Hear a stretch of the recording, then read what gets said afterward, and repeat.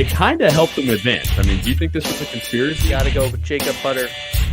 Gotta go lefty. No, we're talking about the players. That's tournament champion into the podcast. There he is, right there. Oh, he doesn't even know how to watch. Go to youtube.com and search Down Lane Podcast.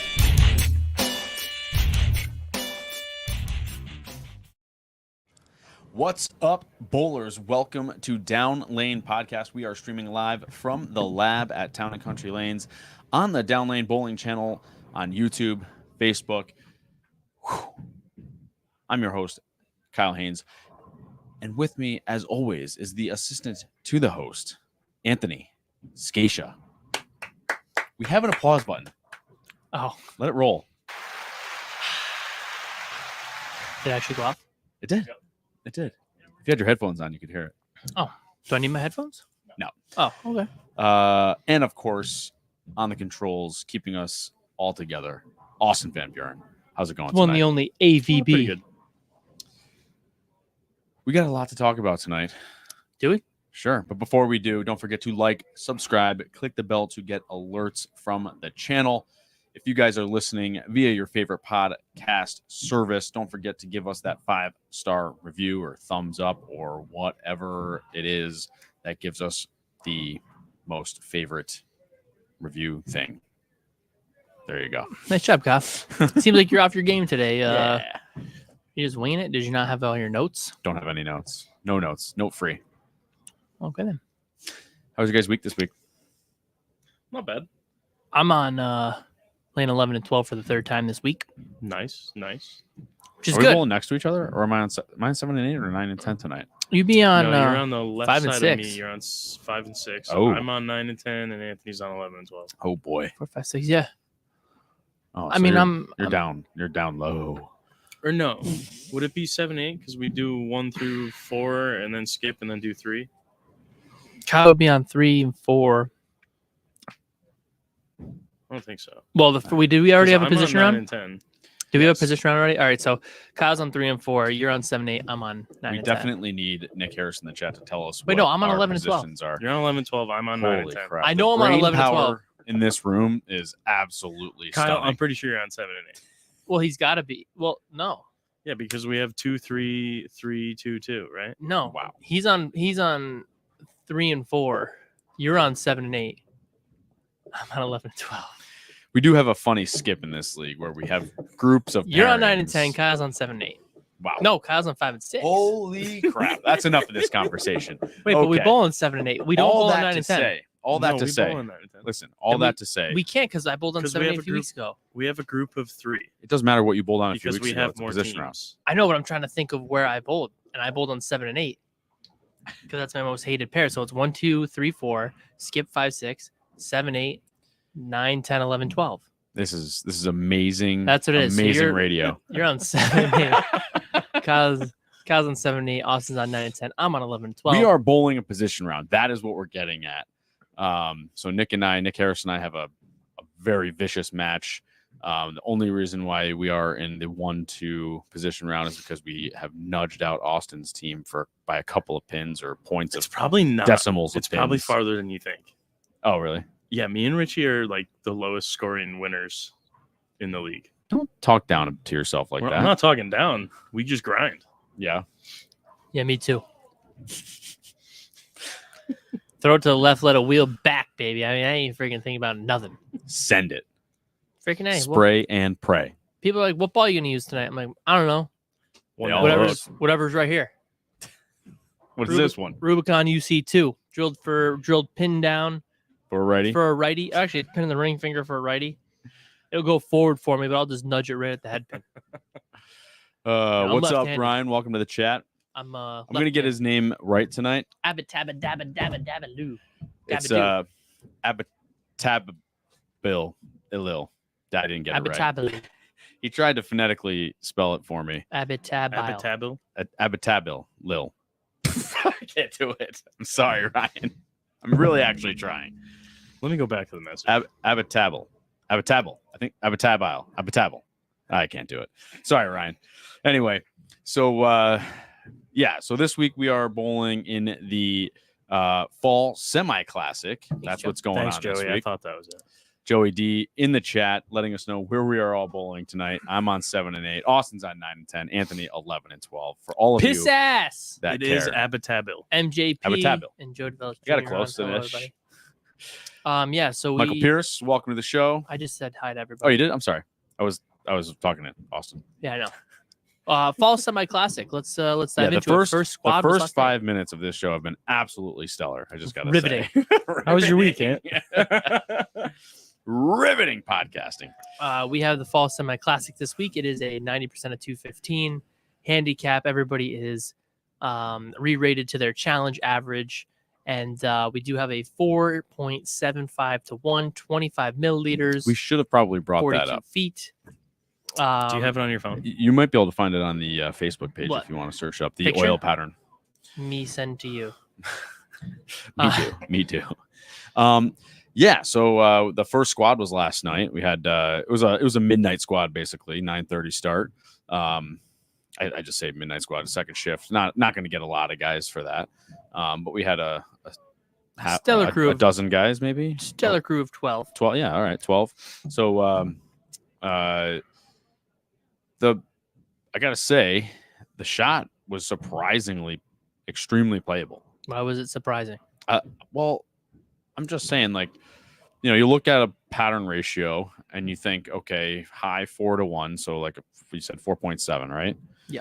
And it just seemed like you would have a little more out of bounds.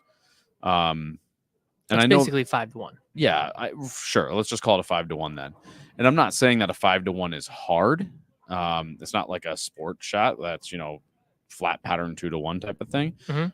But when you're used to a 12 or higher, which is a house shot, you're just expecting, I feel like, the ball to have a little more or maybe even a lot more out of bounds. But it was extremely playable last night. And I think there was plenty of hook and enough hold, and people could score. If you make decent shots and you make your spares, you can score a lot. Yeah, the idea for the pattern was to not be over challenging or to embarrass anybody by any means. Sure. It was just more or less, throw a little bit of oil on the outside part of the lane. How many? Before he pulls it up, is it like two loads, 3 loads of 2 to 2? Because I don't remember. I've got 1 at 5 to 5 and 3 2 to 2s on the forward and 1 2 to 2 on the way back. So 3. There's 3 on the way down, 1 on the way back, so a total of 4. I thought they were pretty nice. I mean, I do load the machine pretty early. I mean, it's not like it's a super customized pattern. I went in and did build it, but it's not like it's anything crazy. Bam. There Thanks, we go. Austin. You can tell by the bottom of the graph there that there is quite a bit of oil in the middle of the lane. It is a nice taper that goes down to the outside part of the lane. So it's not overly flat. It's not overly challenging. It's just meant to make a good shot and play the lane as you want to play it. As long as you throw good shots, you're going to be able to score. So, I mean, that's all we were really looking for. One of the things that we were talking about last night was like, that is what house shot bowling should be. Like we were saying, it wasn't that hard. Like if you It wasn't just that hard for you. no, but not even there was, like I said, there was plenty of hook. So like, even if you had a low rev rate, you can find hook in that pattern. Well, yeah, but you can also drill a stronger ball too. 100%. Right? Like you could drill an ion or criterion, whatever it's called. And that O is sideways. Anyways, It is crooked. yeah. There is a little bit of hook out there. You can drill a ball that's gonna hook out there. I mean, it's not like it's dead man's area out there. It's not like it's not gonna hook back. Yeah, Nick Harris is leading. He shot 919 for 4 last night. I believe he had 170 in there. So he did his normal 2-0, 170, 240, 270. So I think, it's very playable. I mean, there is an outside shot. I watched Jim McQuaid play a little bit closer to the outside. Tom Anderson had an okay look from the outside part of the lane. And then I did say, oh, you and, Kyle and Nick, you guys are hooking it a little bit. And they're like, hooking it? This is the straightest we've been in years. I was playing 10 to start.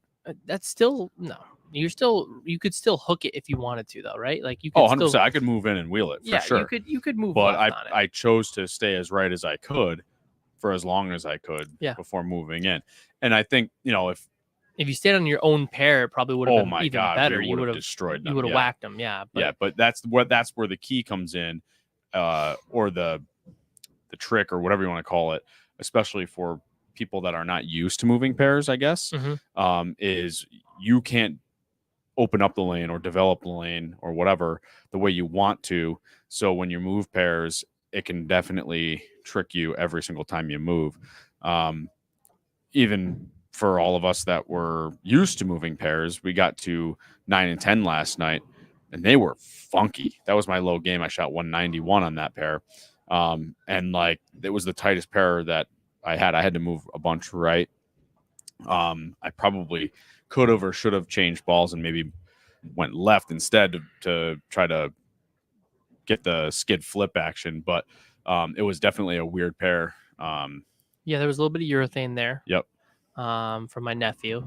Urethane isn't really like the play on this, though. I don't feel like it didn't seem like I didn't try it. I mean, it looks good for him because he throws it hard. But I feel like for the average guy, or just the guys bowling the event, I don't think they'll want urethane because there's already taper built into the pattern. I feel like there's not a big cliff down lane, there's not a big cliff right to left. Right. There's no reason to use a ball that's creating taper or creating a big slowdown when the pattern already slows it down for you. Yeah, it's already put in the pattern. I mean, yeah. Listen, I'm not no ace buku. I don't really do lane patterns normally, and you guys do know that I never ever make lane patterns just because I don't really feel as if it's needed because the professionals at Kegel or the PBA are pretty good at it. But here, there's a more zoomed in one. Oh, thank you. I had to do a little cleaner look. Had to do some editing. I did want to try and make one because you never know when you're going to have to be able to make one or if you're going to have to really make something different that you're looking for. So I figured why not give it a shot. It actually came out okay. We load up the brush pretty early in the pattern. I think we only oil.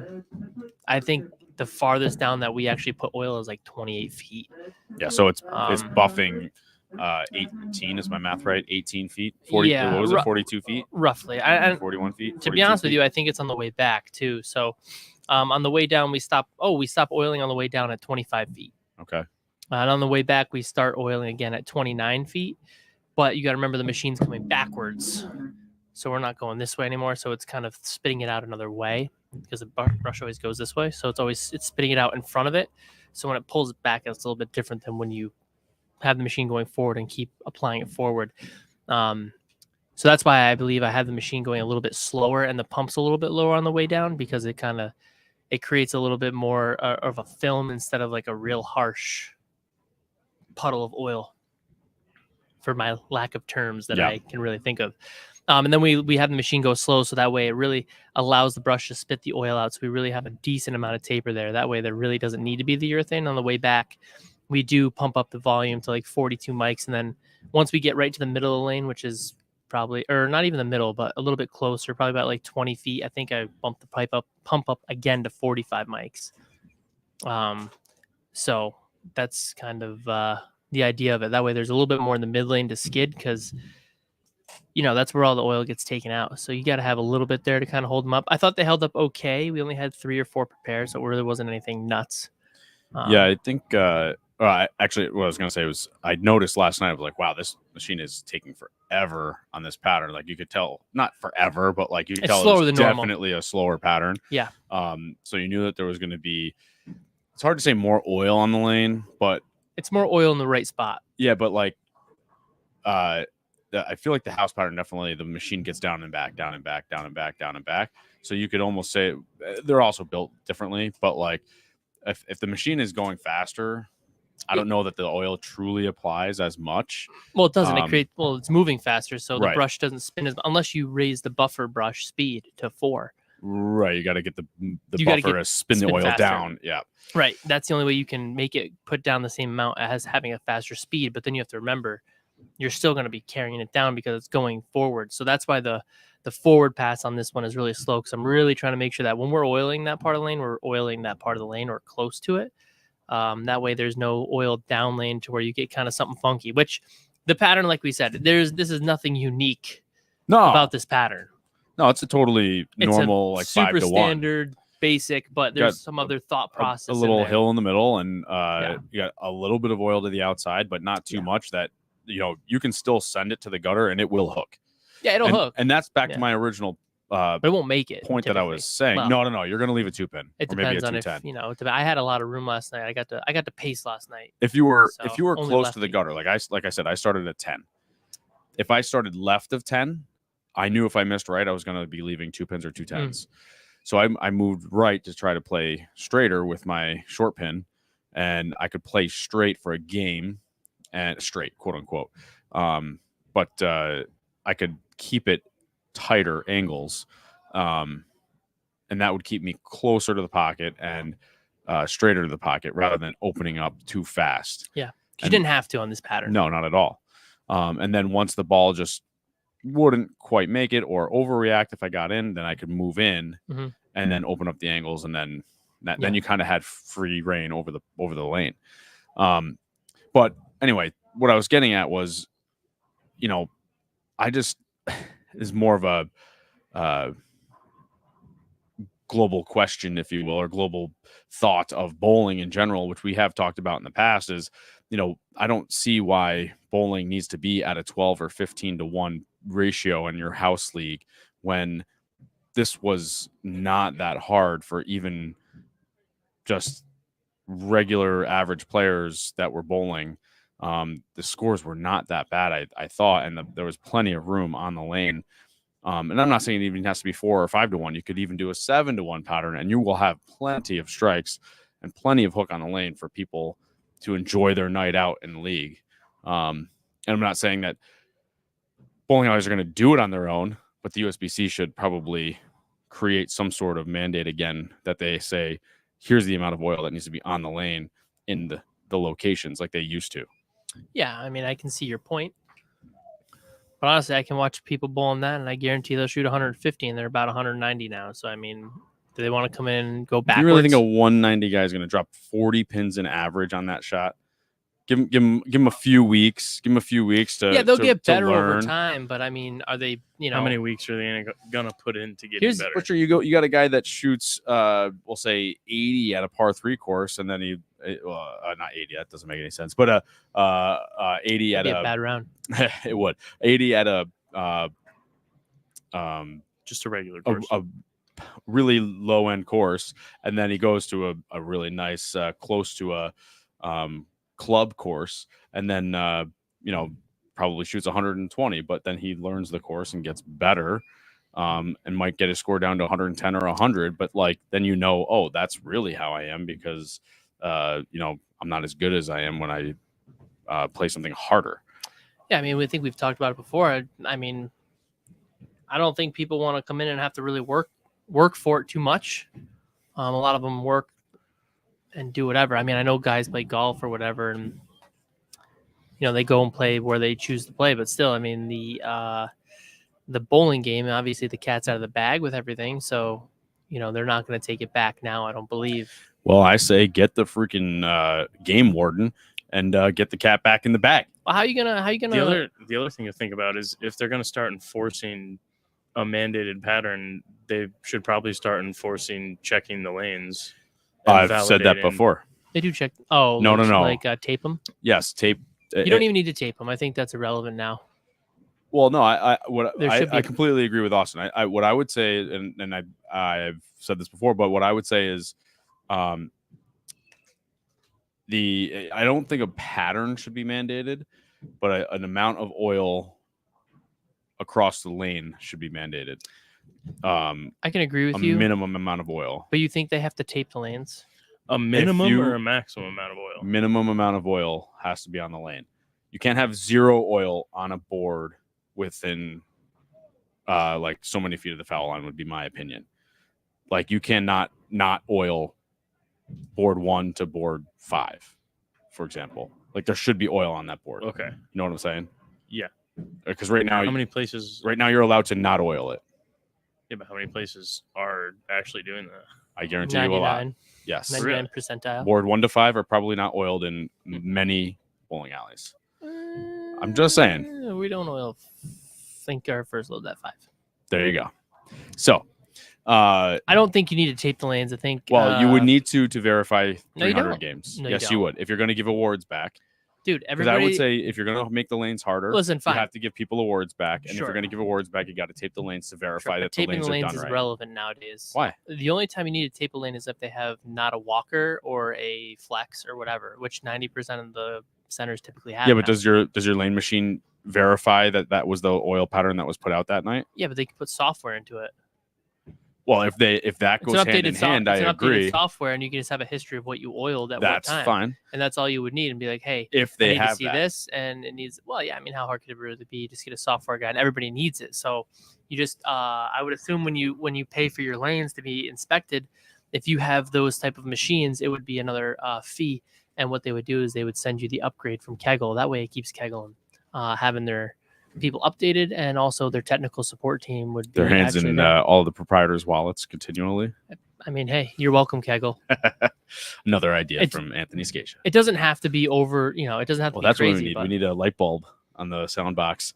it's really not a bad idea though. If you're really going to do it, have it on a software. I mean, most people have some sort of whatever, so make the software so it's upgradable or compatible for a lot of machines, and then you're able to check it. Or at worst, CASI should be able to check it. Well, Each USBC should have CASI. I've said The Albany ever Association. since there was issues locally and nationally with like USBC having their problem with the lane pattern issue, why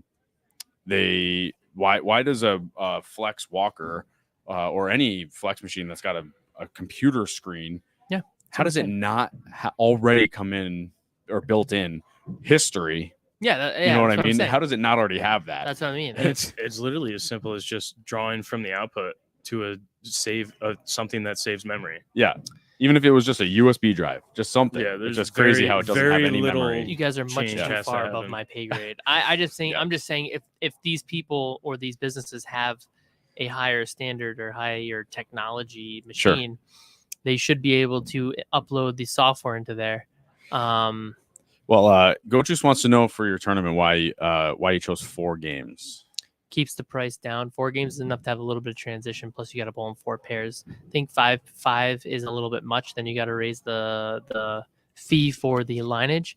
That takes out of the prize fund. We're going to guarantee 1,000 for first place. So keeping lineage lower is a little bit more important here, just in case you don't really get the entries or something happens. I mean, in reality, we will probably get enough people to be able to pay that out, but it's always like a safety net there. So 4 games, that way I don't have to drive the price up to like 80 or 70 to $100, which keeps our handicap players more in play. Plus we gave a $10 discount to all of our club members. So that way they have more incentive to come out and bowl on this. You got it yesterday. There was a special discount, a special squad is 50. The rest of the week is going to be $60, but if you are a tournament club member, it's 50. So Shoot, now I got to come bowl Sunday. that is kind of the thing. We want everybody to be able to bowl, and I think once you drive the price of things up a little too high, we're trying to grab all sorts of players. I'm not just trying to grab one, which is why it's handicapped. This isn't a scratch event, so I want to keep the price right around where I think would be a sweet number. 40 is fairly good, but it's a little bit cheap for this type of a tournament. Plus 40 is a little outdated, I think, especially with inflation and stuff. So we went to 60 and $10 off if you are a club member. And then we had the special squad last night was also 50. That way you could get a look on it, even if you weren't a club member, and you could come back and have a better opportunity to bowl on it. I also feel like 4 games, and maybe this is just my opinion, but I feel like 4 games maybe makes you feel like you have one extra You had an extra game. to make it back. Like right. You look at Nick Harris, 170. 170 still shot 919. Right. I thought my 190 was like, okay, I can make it back, shoot 240, 880, and I'm still 30 pins behind. Yeah, I mean, it's not bad. It has 39. enough transition, What's so that? it's close. 39 if you were 880. 888. Okay. 31. So it gives you, without being a marathon or what have you, it gives you kind of the right amount of transition. Plus, it doesn't take too long for the center. So if we somehow are busy, which it's gotten a lot warmer out, which is funny. So I don't think we'll be as busy this weekend. We do have some stuff going on, but also it keeps the pace up for the guys. And so that way the center doesn't get tied up with lanes too. And it gives us plenty of time to run everything. So we don't have to start too early. So I don't have to start at 8 in the morning and have another squat at 12. So I get done for leagues. We can start at 10 and 1 and be done with about 2 hours before my leagues come in. So that way it's a little bit easier on the staff and to get the lanes oiled up for everything, and just in case something else happens. And to respond to Joey here, I don't get the roll of Scotch tape thing, but that's how you tape the lanes. Oh, right. Sorry. I forgot we were talking about taping the lanes. But he said the average person loves to see the strikes. You can take away the average person. You would drive down participation or drive down the bar tab. You might not drive down the bar tab. You might drive it up if they can't you strike. Never know. They're going to be here longer. Heck yeah. That's a great idea. All proprietors should make them 1-to-1, and they'll be here a long time. Everybody be throwing 2 shots. I've got 2 thoughts on Joey's comment. So here we go. Hold on. Number one is when was or how was the scoring in bowling's heyday? How many strikes did guys throw? Yeah, but we already touched base on this. The cat's out of the bag now. I get the cat's out of the bag. But my point is, who says somebody has to throw 1 million strikes in order to have a good, fun night? That's number one. Why does that have to be the rule? Okay. Number 2 is, and I'm not saying that we should take away sanctioned bowlers from the USBC, but then why don't we say this? Here are your 2 options, leagues. If you want the awards and to be sanctioned, your league has to bowl on this. And this is totally doable with the machines that you have, because you can put out any pattern that you want on any single lane. So if your league wants to be sanctioned and have awards, then you have to do this. If your league wants to throw strikes all night, then you cannot be sanctioned with the USBC and you're not eligible for any awards. We already talked about this. Boom, roasted. Okay, that's fine. But some people are new, Anthony. I know, and I'll touch base again. I mean, here's the other problem is that if you have a second shift league, like GoJuice just asked if we bowl 4 games in League 2 or just tournaments. Our leagues on Monday and Thursday are 4 games. All of our other leagues are 3. First shift leagues tend to be 3 games. Second shift leagues tend to be 4 games. I shouldn't say tend to be. Yeah. Many leagues are 4 games. Our second shift on Monday is 4, and our second shift tonight is 4. The other one on Tuesday is a 3. Anyways, I mean, the only problem that you would have in those situations is, okay, say you do have a second shift league, and now the one league, let's say the far end league tonight, whichever end you want to be on, Kyle, decides not to sanction. They just want to throw strikes all night long. So I make it, 37 million to 1. You can throw it literally anywhere, which you can't. Actually, that would be harder, probably. Yeah, because it hook a lot. Let's just say you can throw it anywhere. It's kind of like the scores now. And then let's say the middle leagues decide that they're going to be sanctioned. Yes, we have 3 2-shift leagues, GoJuice. Monday, Tuesday, Thursday, and Wednesday we practice / do sweepers sometimes. So now you have 2 leagues that are different. And now, oh, Kyle, hey, we're going to go bowl second shift, but wait, we're going to have to oil all 18 lanes for our 18-team league that comes in because the 2 leagues decided not to sanction, the other 2 decided. So now we're pushing our start time back if they finish at 9, which sometimes or we just oil them the same way. At 6 p.m. instead of 6:30. People have jobs, Kyle. Yeah. Get here at 6 instead of 6:30. It's 30 minutes. Okay. They oil at another house. We also do it on Mondays. You re-oil on Mondays? Oh, no. We have them start early on Monday. Right. So we can start a little earlier. So have them start at 6, and then that way you have time to re-oil. Yeah, I mean, it's a possibility. I mean, you can do that. I'm not disagreeing with you. Mike Ruther. Doesn't the USBC insure the prize fund? Bowled in a league in the 90s where Treasurer lost the prize fund gambling. We got our money a week later. Yes, Mike, you are insured up to a certain amount with the USBC. I've never heard of that happening because it hasn't happened here. But you are insured. I don't know how it would work if that guy lost the money, but I know that somebody tells me he's in trouble. Hey, possibility. Yeah, probably was definitely arrested. Yeah. That one. Well, anyways, you are insured up to a certain amount. I don't know what the amount is, but it's you are insured up to X amount from the USBC in case somebody gets beat up on the way to the bank or something. But yeah, you would have to start early, Kyle. I agree. I mean, but at the same time, the problem is that this is what we're bowling on is considered, which is why it's called the semi-classic, folks, is because it's handicapped, but it's a challenge pattern. It's not a sport pattern. So technically, and they would have to revamp all the rules, as you know. Correct. Because it would be a challenge pattern. And right now, if we bowled on that pattern, even though I think a lot of our guys in that league would be fairly okay averaging what they average now, if not right around it, we would be considered challenge, and then that would actually make our averages higher. Your inflated average would be higher. Yeah, our standard average would be higher. Inflated house average, but your house average would no longer exist. Yes, it would. If you go bowl a tournament, your house average is going to exist. If you go bowl at nationals, it's going to exist. No. This would be all like USBC would have all new. Yeah, you would have to do all new. rules. Well, I'm just saying. Right now, it would to be able to do what we're doing. I guess if you are an unsanctioned bowler and they're buying your card, they would ask you, do you bowl in any unsanctioned leagues? And you say, yes. What's your average? 230. And then they're going to say, we still have a table to re-rate that. I guess that's true. But still, yeah, I think the whole point of my statement was it really isn't that much different. It wasn't that hard. No. From a 7-1 or a 5-1 against a 12 or 15-1.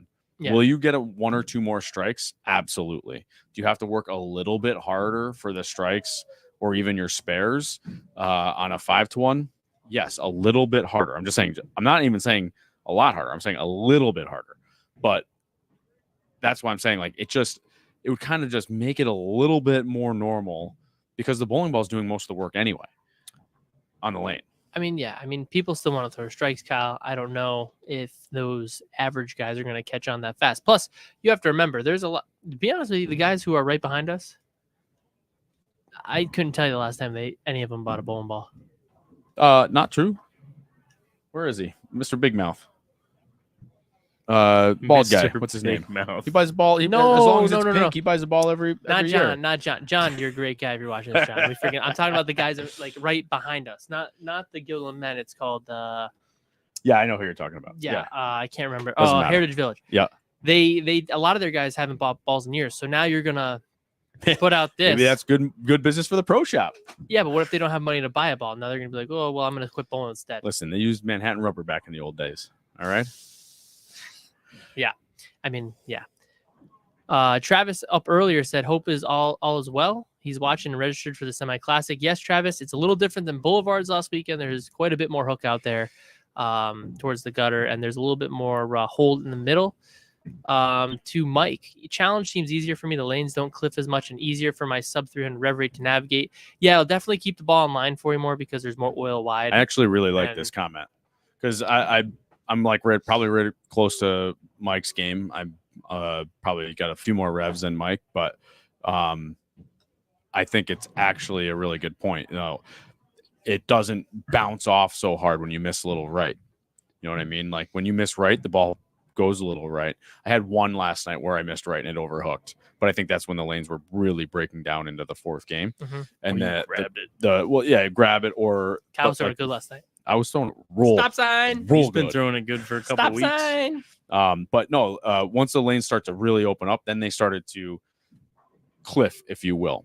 Yeah. But also, that's normal. The sport patterns can do that. It also depends on who you follow and stuff as well. Plus, we didn't have so much traffic last night. I don't plan on there being a ton of traffic this weekend. You know, I'm going to try and make the pace pretty good. But yeah, I don't think they really were too cliff for the righties. It did look like they were pretty well blended. Yeah. All the way around, front to back, left to right. But I think Mike made a really good point. Yeah, it's a good point. Guys who have a sub 300 or whatever rev rate, it's easier, especially if your ball speed's a little slower. It's going to help you project the ball down the lane. And yes, it's not going to be as cliffed. So for us, if they're pretty dry to the right, you know, you really can't get straight up on that lane. You do have to loop it a little bit. So it can hurt a little bit. But you got to remember, a lot of the guys who are straighter, they play a little bit more towards the 10 board than, you know, outside further right. It just depends on how much you hook it. But the guys who have a little bit more hand, their balls bounce off the edges a little bit harder just because there is no oil there. So I can understand that as well. I mean, yeah, to navigate a 5-1, like if you had to navigate a 5-to-1 with a normal guy, he might be all right if he's got some newer equipment. But if he doesn't have newer equipment, he's probably gonna. I'm not gonna say struggle a little bit, but he's gonna have a little bit more tough time kind of getting that ball to slow down the right part of the lane. All right, guys, it's time.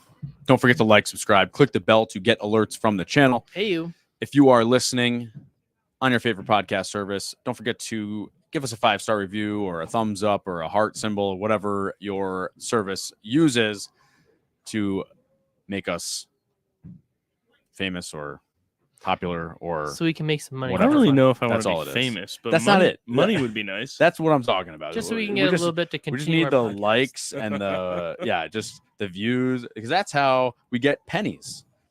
It's like a mouse and a wheel just in there for the peanuts. You know what I mean? Like, do mice eat peanuts? I don't even know. Whatever. So anyway, yeah, and then hit up the Etsy shop. I gotta check on that. I don't even know if anything's live in there anymore other than a hat. I gotta make a shirt or something. Thanks, Ann. Need a counter for how many times we've heard that. do So nothing for real this quick, podcast. Bob is our local. Oops, sorry, El Austin. Presidente. Yep. And he says that the league application through USBC has the bonding. The treasurer puts the amount that the league takes in. The president must verify the checking account once a month.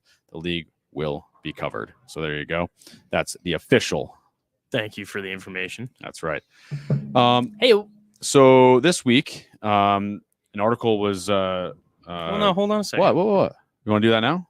We got to go over Ryan's shot. I know. Come on I don't now. know. We can do it now. We can do it later. You want to do it now? Yeah. All right, fine. We'll talk Right in about the the middle. article in a little bit. All right. In the middle. We'll do it now. All right. So we have another segment of What We See with DLP. This time, it's our who do friend. we have? Oh, I got to say the name? Yes. It's our friend Ryan Abitabil. Atibile. I'm not doing it again. Abitabil. I already tried earlier. Ryan Abitabadabadabadoo. Abba- I I think it's Abitable. Abitable. Abitable. Abba. I always say Abitable. Let's put him on the screen. Here we go. Here we go. That is Ryan. that's a beautiful bowling center. That is a nice bowling alley. Got wood approaches, AMF lanes. He's left-handed. How many lefties are going to send in their freaking videos? Lefty love. Oh, That's very posted good. that shot. And nutted. All of these guys send strikes, by the way. Did you notice that? Well, they're Oh, look supposed at to. that strut. Yeah, send us your split. Look Come at that strut as he walks off the approach. That was very good. Ryan is also we're gonna call it a boot camp member. Oh, Came yeah. in for a Down week lane last bowling year. school. That's right. Yeah, we had down lane bowling school, not a boot camp. Came in, we talked about some stuff. We worked on some stuff. Game has improved. Are we doing step-by-step, Austin? Nice. Seeing where the ball is through the swing compared to his head. Ryan is a very traditional bowler. Looks like he walks actually right to left. Well, he has the Interesting. crossover at the end, which gets Yeah. his right foot in front of his left. Mm-hmm. He did post it well, though. Posted it. Oh, come on, Ryan. That was a good shot. Appreciate you watching while you're bowling right now. That's hard to do. I like the Can I get a full motion? the left Yeah, thanks. Austin. left My foot brain's- kick hook in the air. That's what if people could see me, they can't. But that's my favorite post when you get the hook with the left foot. There it is. Hui! Yep, the hook. I like that. And then he does a little extra with the left hand fist pump. That's good too. And then I don't know who you're talking to as you come back. Can you edit your video, people? Wow, you know what kind of... You can't be picky. Play it again. Play it Sorry, again, I Austin. mean, Play it we're again. trying to watch a shot here, and you got I think the first you step, got a in lot all of head, reality, and then you got a lot of his late first after. step, his first step, his left foot, he crosses over. Mhm. It just seems like it doesn't get far Yep, we're enough going over. in the right direction there. and Yeah, then maybe he goes needs a big hair right bit to more, though. left. Maybe Yeah. he needs a hair bit more. Okay. Just because he's gonna. It looks like his ball goes a little bit around his back at the end. Did you I see see. that? Did you see it? I didn't. I was watching his feet. Watch his swing. It looks like at the top, it kind of his body pinches in a little bit.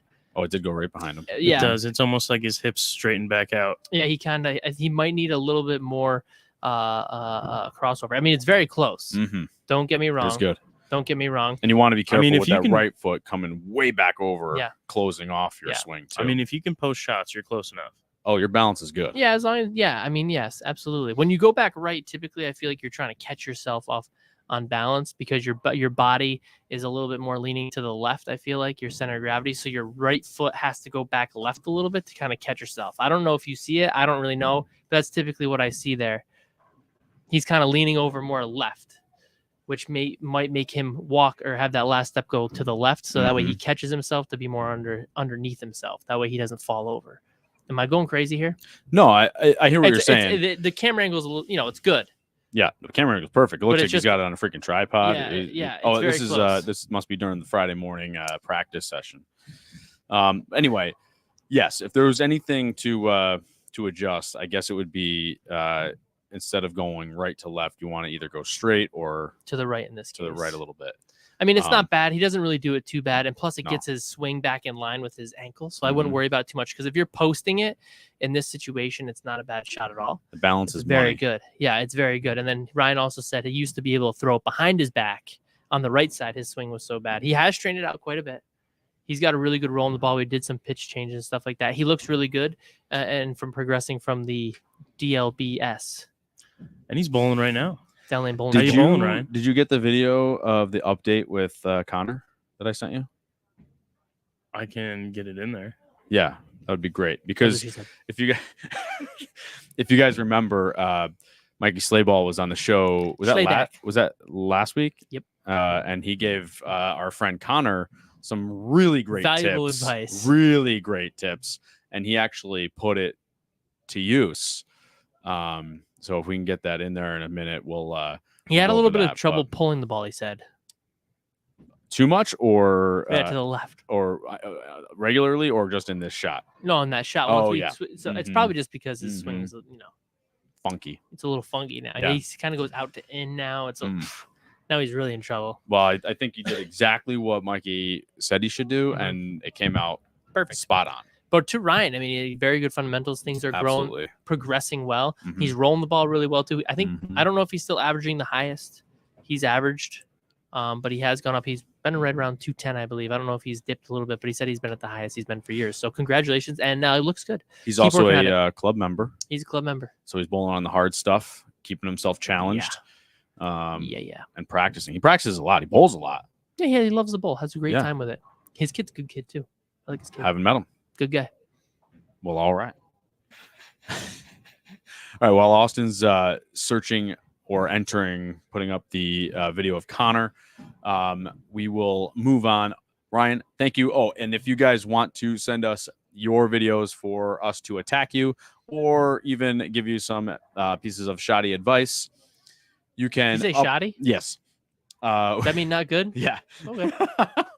You can email us at downlanepod@gmail.com, or if you're going to upload it to Instagram or whatever, just tag us through Instagram, like at downlanepod or downlane bowling, whatever it happens to be that day.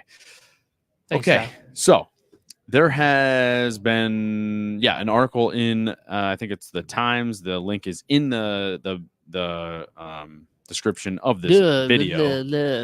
All right. We got it. Get out of your mouth. Jesus. Hello. And it's all about how bowling is exploding, if you will, booming.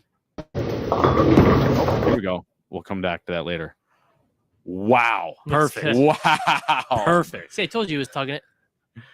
Oh, look at that shot. Play it all again. right. Look at this. Waddle, Shoulder waddle, swing out to the right. That was just money. That was good. And he picked off the 7-pin. I told you he's been pulling everything. I just can't believe he was able to throw the ball. If I tried to do all that, ball's probably in the gutter. Yeah, it was close. I think I bowl like that. My favorite part of this video is that I did a before and after and posted it on our channels, and the amount of comments that we got that were like, the first one was better, stupid, or whatever they would say. I'm like, that's the point. All right, maybe you should watch the episode. Like, it was just like they just didn't get it because they're not true followers like our fans in the chat. Unbelievable they haven't seen us, Kyle. But yeah, he got a lot of views for that one. Yeah, for sure. All right, so yes, this article in the Times all about the explosion of bowling in Europe, I think, or excuse me, in Britain specifically. And also here our league numbers are UK. No, Britain. No, it's UK. Also Britain. It's the same thing. Well, United Kingdom also includes Ireland and Scotland, and yeah. So anyway, Was that right? I'm pretty sure it's just Britain, but anyway, continue. I don't know. I don't have the articles right here, but I digress. So Always wanted to say in our sanctioned participation numbers are also increasing. We're up over 1 million. It just says Britain. Yes, you're welcome. I was right. Oh, It the does UK's talk biggest. about UK the Boom. whole time. Yeah, but the UK's But that's biggest because is the Britain's 10-pin operator. That's Hollywood Bowl, UK's biggest 10-pin operator. So yeah, we're just wondering what was contributing to the huge growth in bowling there, the bowling here. They contributed to social competition or competitive socializing, if you will. Going out with your friends, having a good time, but also competing against one another. Kind of like, I was saying what we do when we, go to a party and play cornhole or spike ball or whatever you want to call it, that the game of the day. Ladder ball. Yeah. I mean, Ladder ball's fun. Listen, when we go to the beach or have a party or whatever, it's no holds barred. Like, what does that mean? No holds barred. You've never heard of no holds barred? It means he's going to beat you no matter what. No, it means no mercy. Like, it's like, Kyle, there is nothing that you have beat me in at any party. Whoa. You're not understanding anything. You have no brain cells, like not even two to rub together. Never ever said I had any. Jeez. No holds barred means the environment of the tournament is no mercy, no holds barred. So like every time we don't just go and play cornhole and have It's fun. a fierce competition. Yeah, we create a tournament. We have a bracket. We have a round robin. Like when we have our friendly quote unquote competitions, we actually go and have a freaking tournament, and we'll be playing hours into the night. I think the last time we had to turn on car headlights in order to actually see at your house the other time. It was close. It was close. It was dark. We did shorten it though. Did that leaf bag survive? Did the what? Did the leaf bag survive? Oh, Anthony must not have seen that. I didn't see somebody fall. Somebody fell in a leaf bag, right? No, somebody backed into a leaf bag. I didn't see that. Anyway, point being, so my point was, we have a lot of fun when we compete, when we have fun playing those stupid games, or even when we're bowling or playing golf. Like, we are competitive people, so I can understand how they are also doing the same thing over there when they say, oh, we have a great time when we're going out bowling and socializing with our friends, because it's a competitive atmosphere. It's fun. You know what I'm saying? Mm-hmm. That's what I'm getting at. So that's where they're attributing the growth to, or some of it. You know what I mean? And it's also post-COVID. They were saying, I think they had pretty strong lockdowns over there. So, getting out, gotta be safe, getting out and being able to socialize and be with your friends, has attributed to a big giant boom over there. Boom. Yeah, I mean, I read the article, but I don't have brain cells, so I couldn't comprehend Not it. two to rub together. It did look interesting, though. I mean, I do feel as if the article was kind of how I see things. I see a lot of younger folk coming back from college or what have you, or being done with college, and they're athletes and they're looking for something to do, but they still have those semi-competitive juices, and they're looking to bring their friends in and be like, hey, let's go do this, beat each other, that's what friends do. They make fun of you when you lose, or your mom died, people make fun of you. What is that from? Come on, that's what friends do. Make funny when your mom died? I don't know what movie you're quoting, but I don't think I've seen it. The Office. Oh, Michael Scott. Definitely didn't watch it. When your mom died? Yeah, he says when your mom dies or this. Wow, that's what I'm friends a do. fanatic, and I am not remembering what you're talking You got to about. rewatch your seasons, man. Dude, I watch it every day. That's Anyway, go on. So why do you think Anthony is the assistant to the host? Hello. That's on. my new thing today. Hello. So I feel like people are coming back in that are competitive and they like to bowl. So they come here for the social aspect of it. They get to hang out with their friends, do some games. They have a score involved. Plus, there's some league, so there is a little bit of competition for other people, and they can be on a team with somebody, and they're able to come in, have a few beers, eat, do whatever they want to do, and have a good time. So I can see where all that was kind of coming together I in the article. have a question. How do we Bears. bridge what? Bears? No. How do we bridge the gap, if you will? Bridge it. Or how do we get? I know we're trying, with the club and everything, but there's a really big gap between the tournament and the league. Okay. The fun, Mhm. whatever league. Mhm. And this could go back to lanes being too easy and whatever. Mhm. Yeah. But Okay. how do you bridge the gap between 1 million league bowlers in America, 1 million plus now, and I don't even know what the number is, but probably a very, very small percentage of that tournament bowlers? Yeah, but what do you mean by tournament bowlers? You need to come up with a standard, Kyle. I don't know. People willing No, to there is actually no. I don't know. outside of your home center, willing to actually go to a bowling tournament. That's not just like a fun handicap house shot. Something that's a Traveling little more competitors. challenging. Well, what if they're just not that good? I'm not They're even still getting. out there. I'm not even getting at that. All I'm saying is, how do we? What are you getting at? I'm trying to say, how do we bridge the gap and get more people interested and wanting to bowl Kyle, into tournaments? That's what I'm saying. 50,000 people go to the Open Championships. Yeah, out of 1 million. How many? What's the percentage on that? Like, Can I get the percentage? 10% would be 100,000. All right, so So we've you're got at- about 5%. Yes, correct. Yep. 5%. What's wrong with that? I'm asking, how do we increase it? Is what I'm asking.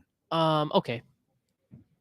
Like, Unpopular like opinion. If we have a Kyle's wrong. 50 or 60 person scratch tournament, that doesn't help get the prize fund up. That doesn't help intrigue people to Yeah, but I mean, come to the tournament. well, That's what I'm saying. the problem is that the game has become too different. You're 100% right. You're not going to get an argument from me on that one. Yeah, it's just too far. It's too far gone to have an average guy be able to come in. You want me to talk about the and- first 30 minutes of the show again? No, I'm just saying it's too far gone. The other problem is that people aren't willing to, or in the economic state, people aren't willing to buy bowling balls like we are. I mean, it is our hobby. Well, that you got to remember. So you're gambling at the end of the day. yeah, basically, I'm a really bad gambler because I lose a lot. But anyways, I mean, I understand that. But you look at it, and we buy a ton of bowling balls, and then you have a guy who comes in and bowls league once a week, Maybe and 2 a year, if that.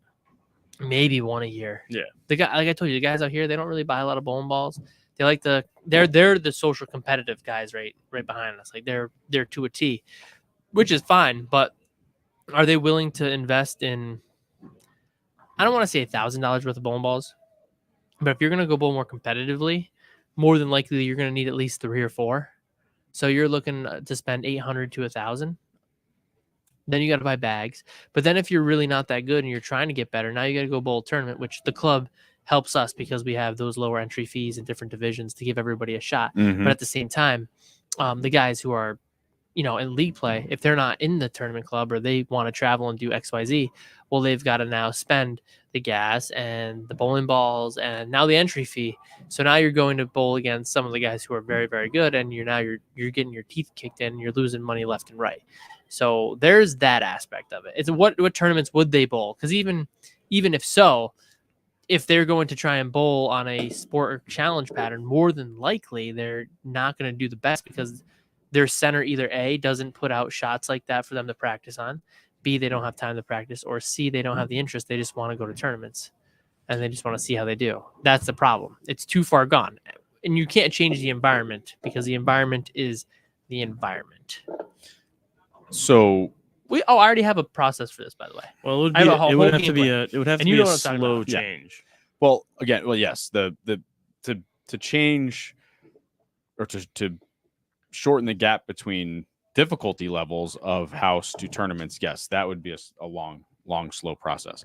But what about tournaments that include like all ranges of play, not all ranges of play, all ranges of averages or whatever, and maybe into their own divisions or something, or more like a handicap, not a handicap tournament, because or you could have different divisions, like kind of I guess like Bud Bowl does, or or Bet Megabucks or something like that to try to get more people included into the same tournament.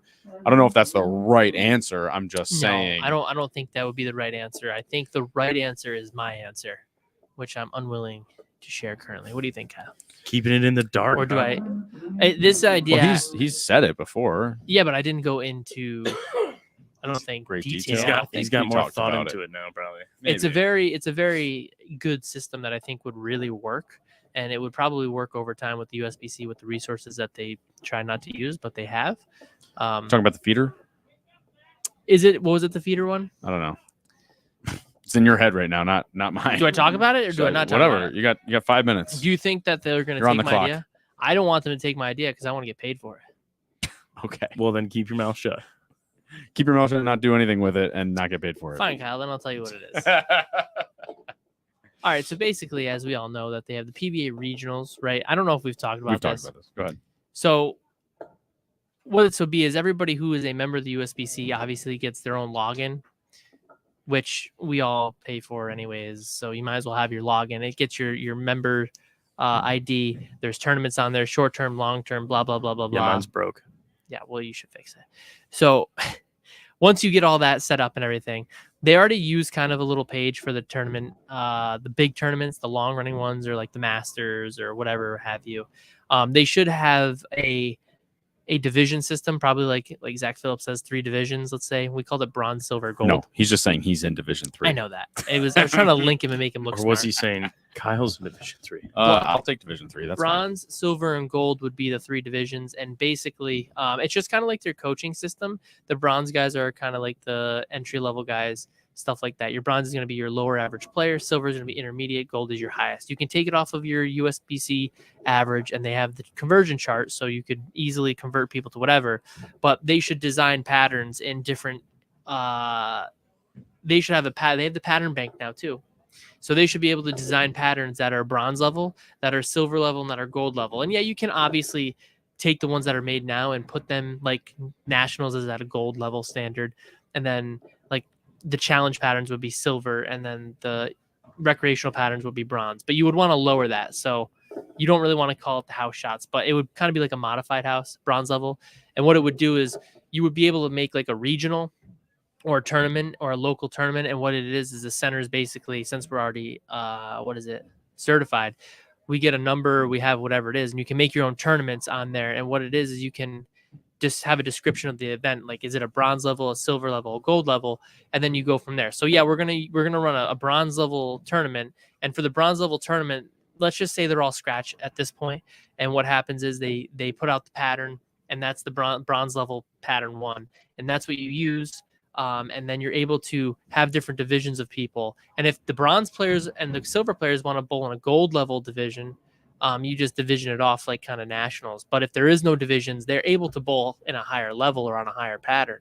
But the guys who are in silver and gold, they can't bowl down unless there's a specific division for them. And basically, because we also have the database on the internet, they're able to create these patterns with their lane man professionals. And what they would do is they would end up talking about how to read the graph, which I know Kegel already does, but they put it into like the bank, the vault, which is what they call it, where the videos are. And then what you do is you break down and talk about the pattern and why it's built a certain way. And obviously lane patterns will be affected by the topography and the lane surface, but at least you know kind of a starting point on how to play the pattern, how it would in theory break down, and how you would want to play it with what type of ball. The lane men can go and talk about that because that's what they should do being professionals. So then not only can the gold level guys or the bronze level guys, have a database of gold level patterns and try to learn about those to try to further their game if they have the interest.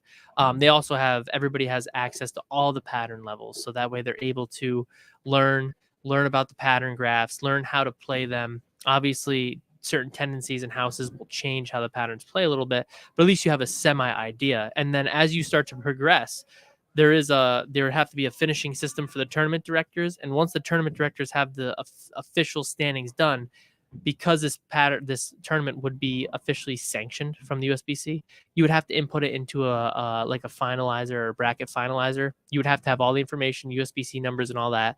And you need to tell the USBC where they finished. Would it be a little bit more time consuming? Yes. But at the same time, you're able to track those players' progressions, and those players will also have their own profile, which they can also track their finishes and follow and see how they're doing. And then they're able to say, you know what, I am ready for that silver level. Or if somebody is completely sandbagging and they're crushing everybody in gold division, they're like, hey, what the heck's going on? The USBC has the right to upgrade them to a gold or a silver or whatever they want to do. And then you'll get an email, obviously, and be like, hey, you've been bumped up. Or guys who are just doing well and progressing, it'll say, hey, you're a silver level now. You know, we don't want to put you in the bronze level. Please pay attention. So that way you can track your progress. You can get better. You have more resources. And plus all the coaches can be on that database, which they are on USBC. But if you put it on all under one platform with the lane patterns and the tournaments and then the instructors, and then even better yet, the ball companies can put, you know, their updated list on bowling balls. And it'd be nice if the USBC did kind of what Bowlers Magazine did, or whoever it is, Bowlers Journal. Maybe if they do, whoever does Bowlers Journal, is that USBC too? They are tied together now. If they're tied together, the Bowlers Journal should have their reviews right on that page, so people can go and search up a bowling ball and be able to kind of get what they're looking for from that bowling ball. So not only are we progressing the future of bowling, because we need to have a future for the sport, which we don't really do much for, but with this, there is a future, because now not only can a guy like me go bowl a tournament, you guys go bowl a tournament, now we get the average Joes who, hey, I'm really looking for a tournament. Hey, well, you know what? You don't have to go look on Facebook anymore. We have these sanctioned regionals or local or whatever you want to call it, association events, and here's the pattern. Hey, you can go research that pattern right there and see why the layman did that, what kind of balls are best, and then you can track your finishes as well. And then you could have your OC finishes in there, you could have your regular tournaments in there, finishes from whatever they have that's sanctioned, and all in all, it'll help progress all the players. So would you you can call me Chad. Would you say that each center or association would have to be or should be required to hold a certain number of each level events per year in order to give? Because like what I could see happening is it would be very easy to hold gold and silver level tournaments, because those would have the most amount of people. Or, I'm sorry, bronze and silver level, because those would have the most amount of people. But then the gold, you have the least amount of people. So then gold would end up then being you would have like a couple tournaments. Yeah. So like, how would you say? But you got to remember too, the gold level players are already progressing and already trying to. Just real quick, we have somebody in the chat. Haven't done this in a while. Jack, Papa. Oh, right, go ahead. Hey, Jack. The gold level guys are typically already looking to expand and go out and bowl different things. I think the local, so this wouldn't be put on the local association so much. I think it would be put more on just the tournament director. I think the tournament director. I'm just saying it doesn't have to be the association, doesn't have to be the house. It's just somebody has to be responsible for ensuring that the tournaments are available. Right. Yeah, I mean, I guess that the local association would end up having to host, and then that way the association 2 each or whatever. Sorry, Bob, but the association would be like, oh, hey, I know you run a lot of tournaments, Anthony. Can you hold a gold level tournament for me sometime this year? And you would be like, oh yeah, sure. Yeah, perfect. And then Austin, I know you hold a lot of tournaments. Can you do a silver tournament for me? Yeah. You know what I mean? That's not a bad thing, but that also like it gives promoting to other centers to bring people into your center. I 100%. mean, even if it's a 3 or a 4 game sweeper, it doesn't have to be anything intricate. We're not here to just something on a Saturday afternoon, right? A Sunday afternoon, Sunday morning. Yeah. Before the centers get busy with open play, hopefully. It's another thing to help progress. And like we said, if I'm running the tournament and it's at my center and I'm more than likely the tournament director, it is my duty, not the association's duty, to then finish and put all those stats. It doesn't have to be stats like games and stuff. I mean, hopefully you would have that.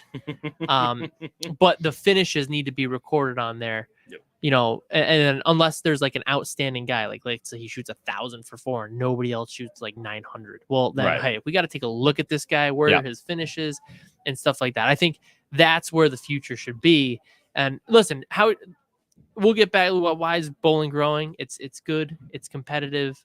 The corporate people can do it. But if you can get those corporate people into it and just say you have some of those things, you can even run team tournaments at a bronze level for the corporate events. Let's say you're not even in a league, but you sanction. All you got to do is bowl, you can bowl those events and you can track your progress, which then possibly could leap forward to a guy, getting into the sport. So it's not just for, the league players. Your recreational guys would also be able to buy a membership, even if they don't want to bowl in a league. They could buy a USBC membership, and then they could go bowl tournaments on a Sunday. If they're not that good and they're just looking to advance and try, they don't need a bowl league. They're still an active member. Well, I figured out a way for you to get paid for your idea, since you're volunteering your idea.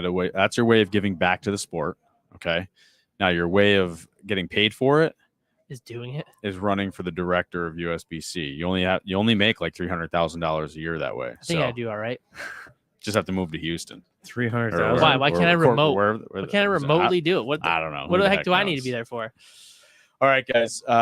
That's right, that everybody. Just about does it for us. What an idea, Anthony. You are just. There's no brain cells in there, but man, there are ideas. We have not talked about that in about 2 years. Year and a half. I don't think we actually did bring that up. I was thinking of the PBA stuff. I think that is a fresh the regional new feeder idea. system. Yeah, on this podcast live tonight. Wow, if you missed it, you just missed. I've had this idea news. for 2 years, but I never brought it out because I thought you're it was a greedy animal.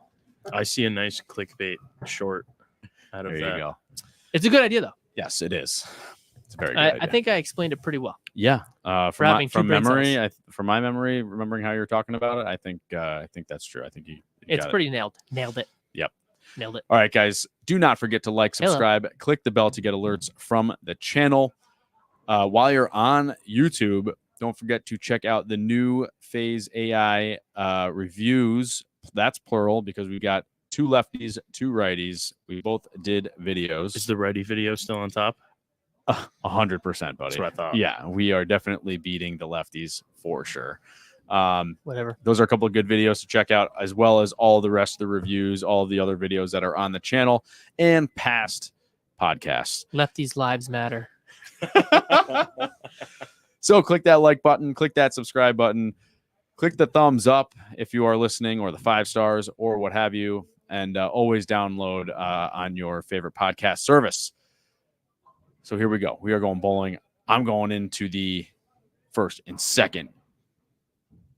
What's it called? Matchup. What is it? Position round. That's the one. Position round. Man, my brain doesn't work. It's a tough match tonight. All right. You okay? Yeah, I'm just excited. I'm amped up. I'm ready to go. Okay. I gotta drill 2 bowling balls. Let's wrap this up before we freaking get done Should here. we test him for PEDs? I thought you were gonna say PTSD. Definitely not, dude. Definitely no. I thought you meant PTSD. All right, guys. Thank you to Jack Scaccia, proprietor of Town and Country Lanes. Thank you to Anthony. Good show tonight. Austin. Good show tonight. Thank you to my family, Stephanie, Zach, and Ethan. Jam bread. We will see you guys all next week, although it may just be these 2 because it's Halloween and I got to take my boys trick-or-treating. So have a happy Halloween. We're screwed. We will see you next week. This is Down Lane Podcast.